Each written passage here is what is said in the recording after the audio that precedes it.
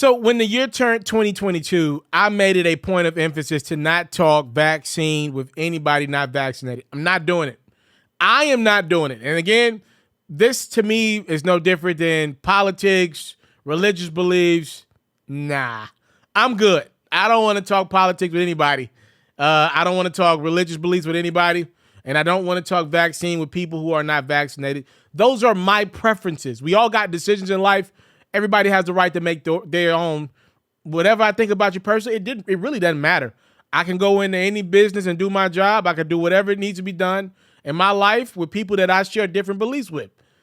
I had to watch myself because things like Kyrie Irving not getting vaccinated and costing his Brooklyn Nets team, it bothered me when it happened. I got on his platform and said some things about Kyrie Irving, how to me this was like the umpteenth thousand time of Kyrie not sacrificing everything for his team. I say, you know what? At the end of the day, that's Kai's decision. There will be ramifications from that decision. Now you look up, as we're in February here, 2022, James Harden left Brooklyn. Whether he'll ever say it or not, one of the reasons why Harden wanted out of Brooklyn was because he was going to have to be the second option on that team down the stretch, and he was asked to be the first option right now.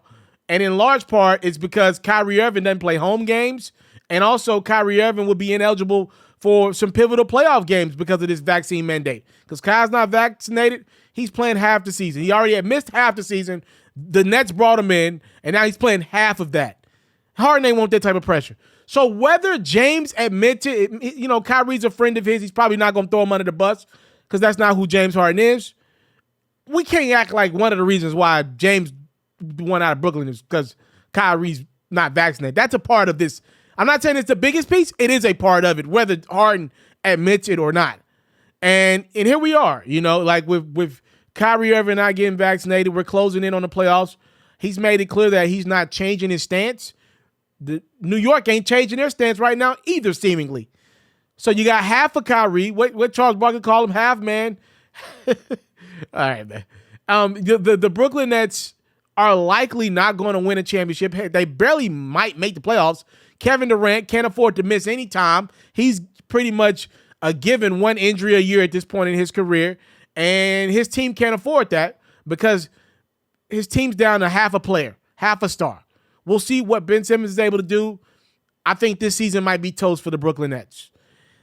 I'm not going way on or bring up Kyrie not being vaccinated much more on my platform. I only did it in this video to use as a comparison to big up somebody who did get vaccinated. Again, do I know exactly what's in the vaccine? Absolutely not. I took it to protect the people that I love. It is what it is. I took it. I took the booster. It is what it is. Andrew Wiggins didn't want to get vaccinated either for the Golden State Warriors before the season. He was against it. But Wiggins made a decision for his teammates. He did it to play basketball. I'm sure Wiggins is already a rich man. He did it, though, because he wanted to play basketball for the Golden State Warriors this year. So rather harping on a negative with Kyrie not getting vaccinated, let's big up the people who made the sacrifice for their team and thought their teammates mattered enough where they put something where they had question marks about their body in their system because they wanted to win a championship that bad. I'm in the champion people who care about the game that bad because I care about my people and I care about the things that I love that bad. Well, I'll do whatever it takes to win. Andrew Wiggins got vaccinated, and it was the best decision of his career. I didn't say his life because I don't know. His career, without a shadow of a doubt. Wiggins is an all-star. And a few days, for the first time in his very still young career, Andrew Wiggins will be representing the Golden State Warriors as an all-star, a starter at that.